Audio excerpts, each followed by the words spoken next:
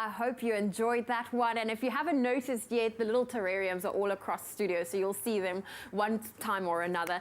And speaking of terrariums, you know, whether they're created with succulents, cacti, or tropical plants, like any other tiny, they literally are like tiny little universes. And there's something absolutely fascinating and beautiful about a self-contained plant landscape, and that's within a glass vessel, and that when properly assembled and cared for, these little ecosystems will thrive for years. And terrariums care might seem a little bit daunting, but there's no reason for you to be worried about, as we are joined this morning by Aron Frost from Glass Gardens, and he's here to show us exactly how you need to look after your terrariums, and he's here also to share some tips on creating your own. Aron, good morning. Hey, thanks.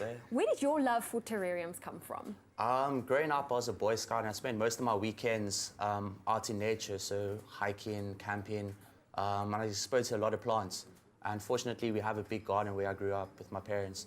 And most of my time after school, I'd spend it outside seeing my mom gardening. And yeah, I just got inspired by the love of plants, succulents.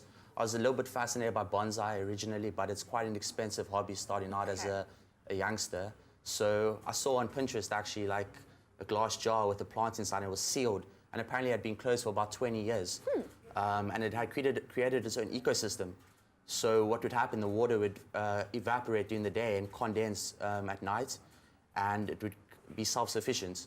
So I gave it a try. I took an old jam jar, put some soil and seeds inside, turned it upside down, and it grew, and I think it's still alive today. That's incredible. Yeah. Now I see you've already started building one. You can do a little bit of a demonstration. Yeah. What are some of the things we need to keep in mind when building our own terrariums? So there's two types of terrariums. There's the closed terrarium, this one over here with a sealed lid or cork lid, and then there's the open jar terrarium.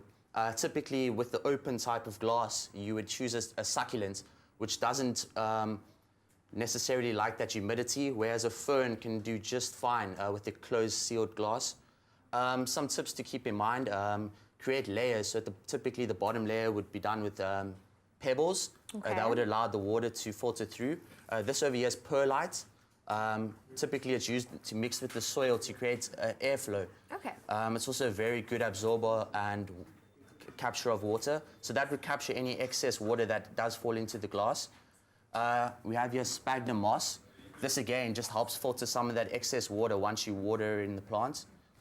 And then again, just choose a high quality potting soil and yeah, get to work. You can get to work. You know what, I love this. And you know, the idea of looking after them seems daunting. So I'm assuming the ones that are on the closed lids, they look after themselves. You don't have to open it up. But the open ones, should you water them at all? Because I know, you know, succulents don't always like moisture.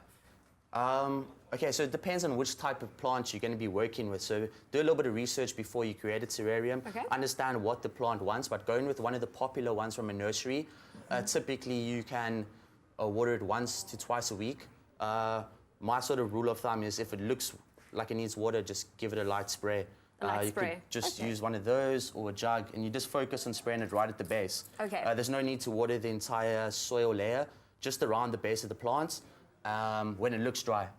Succulents, yeah, super low maintenance, perfect for the office or your desk at home. Yeah, no, I think this is going to be so much fun to have this at home. Aron, thank you so much for joining us this morning and showing us how easy it is to incorporate these cute little ecosystems within your own home.